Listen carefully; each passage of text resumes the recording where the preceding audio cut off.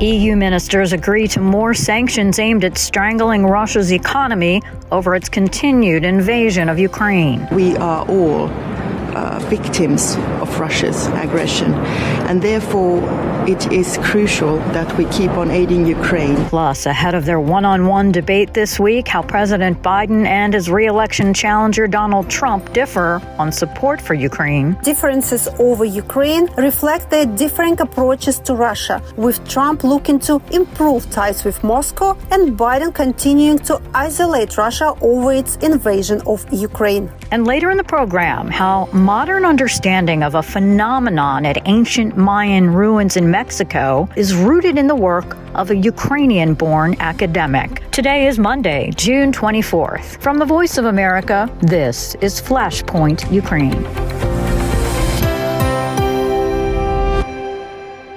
Good evening, I'm Lori London. Ukraine's major cities, including the capital of Kyiv, endure yet another string of Russian missile strikes over the weekend and into Monday. The attacks led to multiple deaths and injury, along with destruction and damage again to Ukraine's power infrastructure. Anna Chernikova in Kyiv joins us now for an update. So it was quite a tough weekend for Ukraine, and particularly the city of Kyiv and Kyiv region and the city of Kharkiv.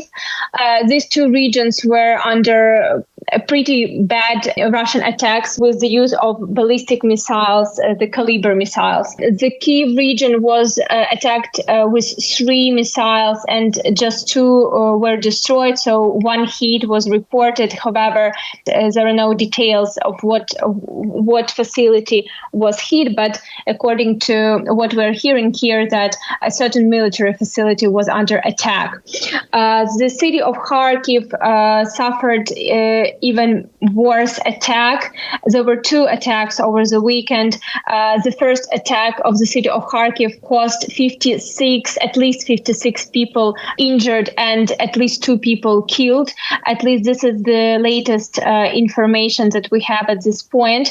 Unfortunately, the number could change. What kind of damage was incurred in Kharkiv over the weekend? Were there any specific targets? Mainly, Russian forces targeted the residential areas in the city of Kharkiv. The first attack caused quite a severe damage and some of the civil infrastructure across the city. The second attack caused the damage of, unfortunately, the damage of one of the medical institutions as well as also residential area. At least 12 people were reported injured as a result of the second attack, and also the city of Kharkiv suffered electricity shutdown. President Zelensky reported that over the weekend the electricity was returned to the city of Kharkiv, but still people are remaining in the hospital. And apparently the attacks didn't stop over the weekend. They've been continuing into Monday. Yes, you're absolutely right. On Monday, the city of Odessa was under attack.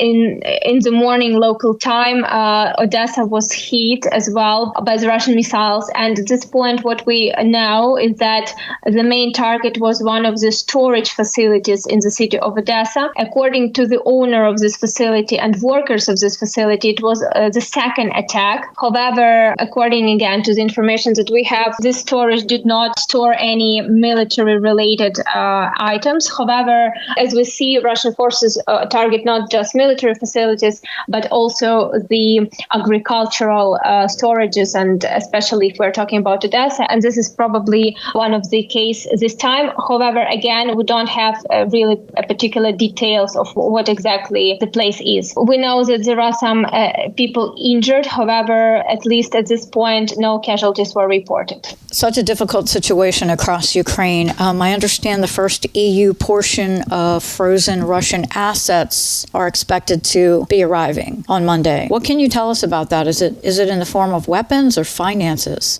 As we already discussed, EU recently approved the transfer of Russian frozen assets to Ukraine for Ukrainian aid. And just on Monday, Ukraine is expecting to receive the first tranche from the EU.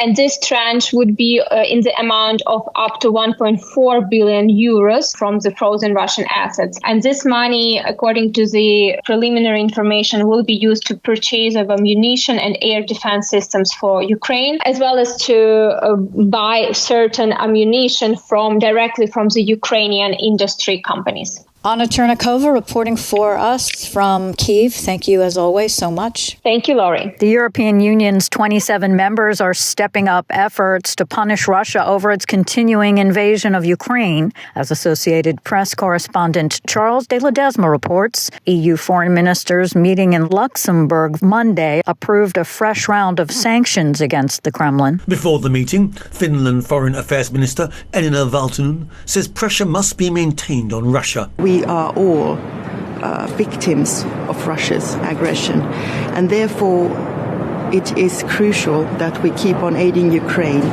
because Russia only understands power. The EU on Monday slapped new sanctions on Moscow over its war in Ukraine, targeting the nation's shadow fleet of tankers moving liquefied natural gas through Europe. Valtonen hopes these measures will have an impact. I appreciate the 14th sanctions package and also the steps we are going to take to make the use of the shadow fleet by Russia. I'm Charles de Ledesma. The death toll from a series of brazen attacks on churches and synagogues in Russia's mainly Muslim region of Dagestan rose to 20 on Monday after gunmen went on a rampage and coordinated attacks in two of the republic's most important cities. Security analyst Harold Chambers tells the Associated Press that Russia may well fear the terrorist threat inside the country will intensify. We've seen an uptick in Dagestan specifically today as a result of the authorities' distraction by the looming specter of Ukrainian sympathizers, this continuous tightening repression, particularly in the wake of large-scale anti-mobilization protests in September of 2022. He suggests there was a disconnect between Russian counterterrorism capability and terrorist capability inside Russia. The authorities' response initially was significantly more than we have seen in the past, but still lacking, particularly with response time. They were definitely caught off guard. The Kremlin has not commented on who was to blame or why authorities failed to stop them. U.S. presidential candidates Joe Biden and Donald Trump meet Thursday for their first debate ahead of the November election. War in Ukraine is expected to be one of the top foreign policy questions. VOA's Tatiana Vorozhko looks at how the two candidates differ in their approach to Ukraine. Joe Biden and Donald Trump both agree on the need to end the war in Ukraine, though foreign policy experts say Trump has been less specific about how to make that happen between Russian leader Vladimir Putin and Ukrainian President Volodymyr Zelensky. Serhiy Kudelia is an associate professor of political science at Baylor University. He advocated only for the need to start some types of talks or negotiations, and he said that he would be willing to engage in these negotiations between Putin and Zelensky, but he never expressed any or specified any of the designs or the future outline of this peace agreement. In this year's congressional fight to pass Ukraine aid, Trump said that assistance should be loans and not grants. We're thinking about making it in the form of a loan instead of just a gift. We keep handing out gifts of billions and billions of dollars. Trump says Europe should pay a greater share of helping Ukraine. But if re-elected, Trump will not want to be seen as having lost that war, says former U.S. Ambassador to Ukraine, John Herbst. We do know that Trump perceives himself as a strong man, does not want to be associated with foreign policy failure. And a Russian victory in Ukraine, if Trump is president, would look very much like a foreign policy failure. Trump's Republican Party is split over Ukraine, with some leaders viewing the war as a major U.S. security threat, and others saying it is a costly distraction. Russia, for many of members of the Republican foreign policy establishment, is viewed as a declining power, and hence the Russian-Ukrainian war, from their standpoint, is a conflict that needs to be settled as quickly as possible, so that it does not drain the security resources of the United States. as President Biden leads the international coalition coordinating military assistance to Ukraine with more than $175 billion in U.S. aid. He says America will stand against unjust and unprovoked aggression for as long as it takes. If the United States walks away, it will put Ukraine at risk. Europe is at risk. The free world will be at risk, emboldening others to do what they wish to do us harm. Biden has partially removed restrictions on Ukraine using U.S. weapons against military targets in Russia. That commitment means the policy of a second Biden term would likely mirror the first, with greater latitude for increasing economic pressure on Russia, says Catholic University of America professor Michael Kimmage. It's not as if they're determining their foreign policy on the basis of the election in some crude fashion, but there are limits and constraints, and those would be very different in a second term, where Biden can no longer run for re-election in 2028, and so he would be quite a bit freer. The candidates' differences over Ukraine reflect their differing approaches to Russia, with Trump looking to improve ties with Moscow and Biden continuing to isolate Russia over its invasion of Ukraine.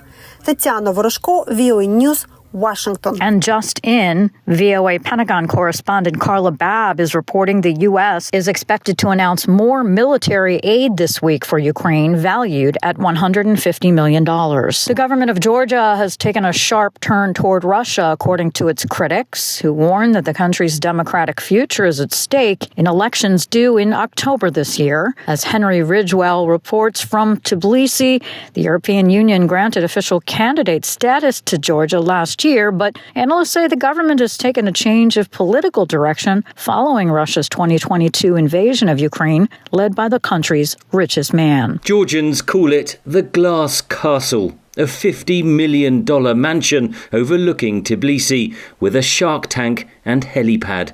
It's home to billionaire Bidzina Ivanishvili, Georgia's richest oligarch and founder of the ruling Georgian Dream Party. Eka Gigauri is the head of the anti-corruption organization Transparency International Georgia. Ivanishvili is the real ruler of this country, so he owns 1/3 of Georgian GDP, and he made his fortune in Russia in the late 90s. So he still has the interest in Russia through his offshore companies, and not only him, but his family members as well.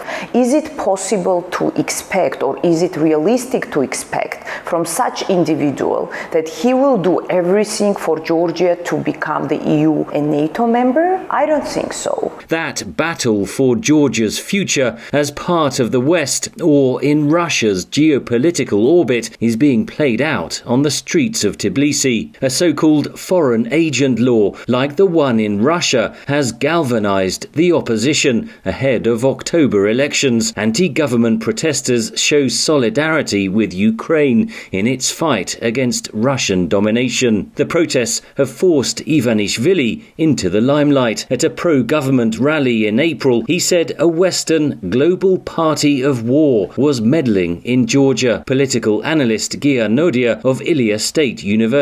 Russian invasion of Ukraine somehow put him on the spot that he had to take sides more clearly, and he did not want to, but eventually he moved more in Russian direction, even though Georgian Dream tries to hide it, not to say it openly. Ivanishvili made a strategic decision that Russia is winning this war, so we should stay with the winner, prospective winner as he saw it. Among them is Aka Zakwa of the Governance Monitoring Centre, a non-governmental organisation that monitors government campaigns. Critics say the Georgian Dream Party is exploiting people's fears. Their main propaganda line right now is that if we are out of power, so war with Russia is inevitable. They're trying to portray West and Western countries, especially United States and European Union, as some kind of enemy of Georgian traditional interests, to say, and family values. Government supporters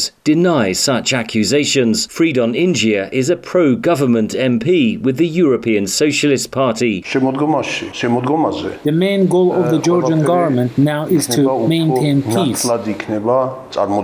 The opposition says the West should have been wiser to Georgian Dream's true loyalties. Giga Bokeria is chairman of the European Georgia Party. So it's lack of focus, lack of attention, and overall misunderstanding that what's going on in Georgia is part of this bigger confrontation with Russia. Analysts say the foreign agent law has politicized younger generations who are determined to force a change of government at the October elections. Others caution that Ivanishvili is a shrewd political operator who won't relinquish power without a fight. Henry Ridgewell, VOA News, Tbilisi.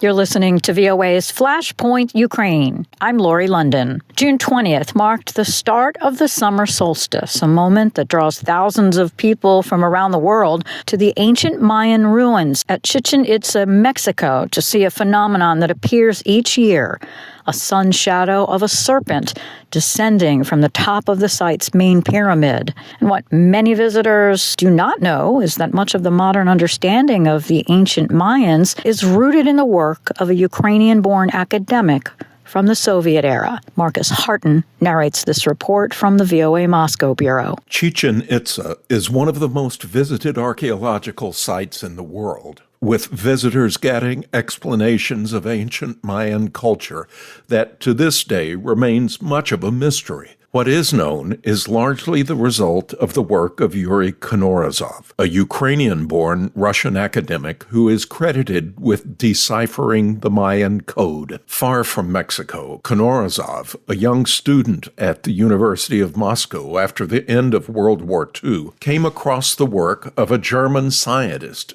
who labeled the deciphering of Mayan hieroglyphs an unsolvable problem. Konorazov, who died in 1999, took it on as a personal, lifelong challenge. It was an especially difficult one. The Cold War was at its peak, and the Soviet Stalinist regime prohibited him from traveling or interacting with Western scientists. One of his students, Margarita Albadil, now a researcher at Peter the Great Museum of Anthropology and Ethnography in St. Petersburg, says Konorazov was penalized for actions that were beyond his control during World War II. Его хотели взять в аспирантуру, но эта дверь для него была закрыта наглухо. She says he was invited to do research, but this door was slammed on him because during the war, his family stayed in the territory occupied by Germans.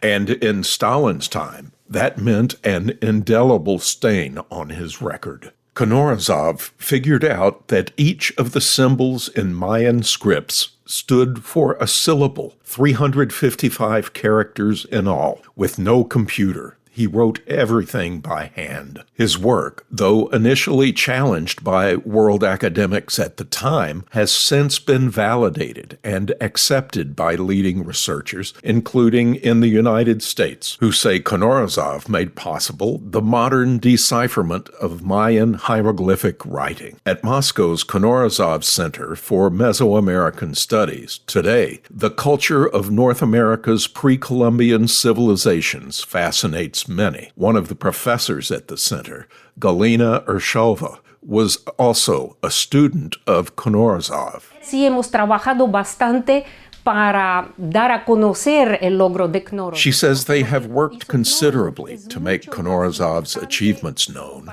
because what he did was more important than what others did. It wasn't until the last years of his life in the 1990s, after the collapse of communism and Soviet rule, that Konorazov was able to visit the Mayan ruins at Palenka in Mexico. The Mexican government honored him with the highest decoration it gives to foreigners, the Order of the Aztec Eagle. The medal is today guarded affectionately by his granddaughter, Anna Maslova. She says Yuri Konorazov was not just a remarkable grandfather. He is the most significant, the most beloved person in her life. They thought alike. He paid all his attention to her when he was not busy with his science. To be short, she says, she wishes everyone could have such a grandfather. Konorazov is largely forgotten in Russia, but his work in deciphering an ancient mystery, all done from the confines of his desk and under the political repression of his time, outlives him. For Olga Pavlova in Moscow, Marcus Harton, VOA News. And finally, the United Nations estimates about 6.5 million Ukrainians have fled the country since Russia's invasion in 2022. Many of them families with school-age children. VOA's Kane Faribaugh explores the story of one Ukrainian teenager seeking safety in music in the U.S. city of Chicago. 16-year-old Sophia Balan has played the viola since the age of 6.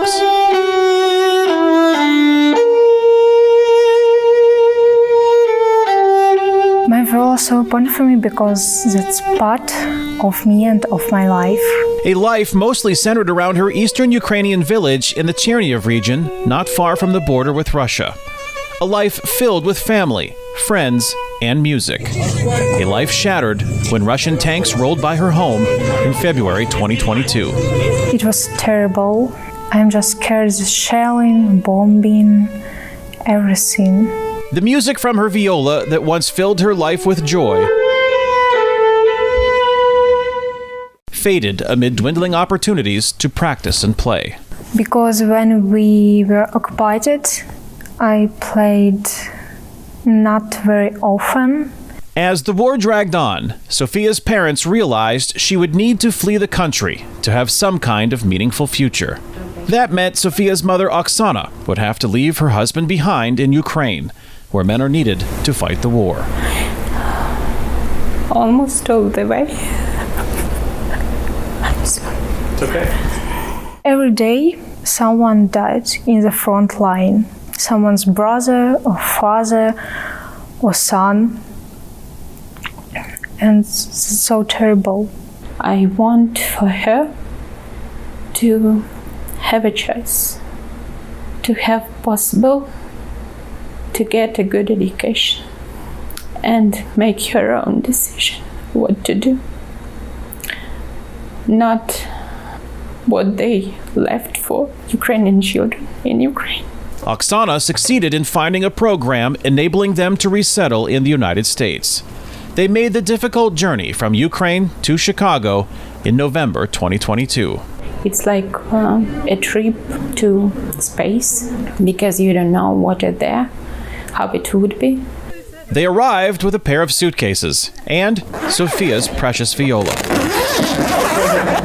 Since their arrival, the Balans have found an apartment and Oksana has found a job. But most importantly for Sophia, can you start again? The air is once again filled with the music of her viola. Music fills her soul. Stephen Gooden is the conductor of the Merritt Philharmonic Orchestra at Chicago's Merritt School of Music, where 2 years after Russian tanks interrupted Sophia Balan's life, she is now not just learning, but playing her viola in front of audiences. And when you see her eyes light up when she's performing and her body move while she's playing, or we're in rehearsal and something was really special, or we're showing the recording, any of those kinds of things, you talk to her, like, she really feels like she belongs here. And I don't think there could be anything more special. Це як те, що мене просто заспокоює. It's something that calms me down. I switch my attention from that thing I've been worrying about and focus on the moment to play my best. It calms me down. І мене це заспокоює. While Sophia is fulfilling the reasons that motivated her mother Oksana to leave their lives in Ukraine behind, Chicago and the Merritt School of Music are only stops on her journey to eventually return to Ukraine. Because it's my motherland, where I was born and grown up. Bum, bum, bum, bum, bum, bum, where? And where she resolves to one day join the fight against the Russians, with her viola at her side. Is it possible to carry a viola and a machine gun at the same time? Says yes, of course. Kane Fairbaugh, VOA News, Chicago.